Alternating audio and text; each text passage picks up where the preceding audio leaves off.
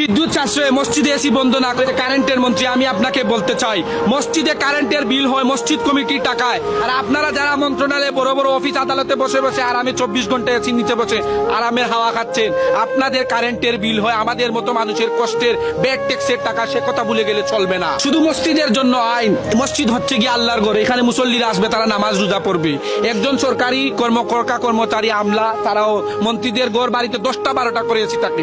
যদি এসি বন্ধ করতে হয় শুধু মসজিদ নয়, এই সরকারি কর্মচারীদের বাসাতেও এসি বন্ধ করা হোক। জ্বালানি এবং বিদ্যুৎ খাতের বিশেষজ্ঞরা বারবার সরকারকে সতর্ক বার্তা দেওয়ার পরও তারা গলা ফাটিয়ে বলেছিলেন দেশে নাকি জ্বালানি বিদ্যুতের কোনো সংকট নেই, দেশ নাকি এখন জ্বালানি বিদ্যুৎ উৎপাদনে বিশ্বে 1 নম্বর। তাহলে আজকে কেন ঘোষণা আসলো ডিজেল ভিত্তিক বিদ্যুৎ উৎপাদন কেন্দ্র এখন বন্ধ, পেট্রোল বন্ধ থাকবে সপ্তাহে একদিন, নিয়মিত লোডশেডিং হবে 3-4 বার। আমার এই প্রিয় মাতৃভূমিটাকে তিলে তিলে ধ্বংস করে দিচ্ছে এরা।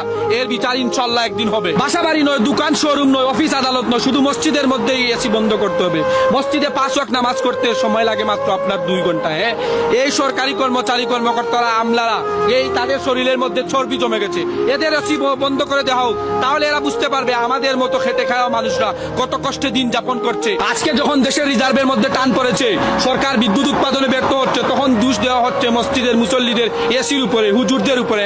Party centre, DJ centre, luxury হুজুরের অফিস আদালতে তো 24 ঘন্টা এসি চলে, সেইখানে আপনাদের কোনো সমস্যা হয় না। আর আল্লাহর ঘর মসজিদের মধ্যে মুসল্লিরা বসে 2 রাকাত নামাজ শান্তিতে তারা আদায় করবে, সেইখানে আপনাদের যত মাথা ব্যথা শুরু হয়ে যায়। আপনি আওয়ামী লীগ করেন, বিএনপি করেন, আমার কোনো মাথা ব্যথা নাই। আপনি ইসলাম মানেন কি না মানেন তাতেও কিন্তু আমার কিন্তু মাথা ব্যথা নাই। আমার মাথা ব্যথা এক জায়গাতেই।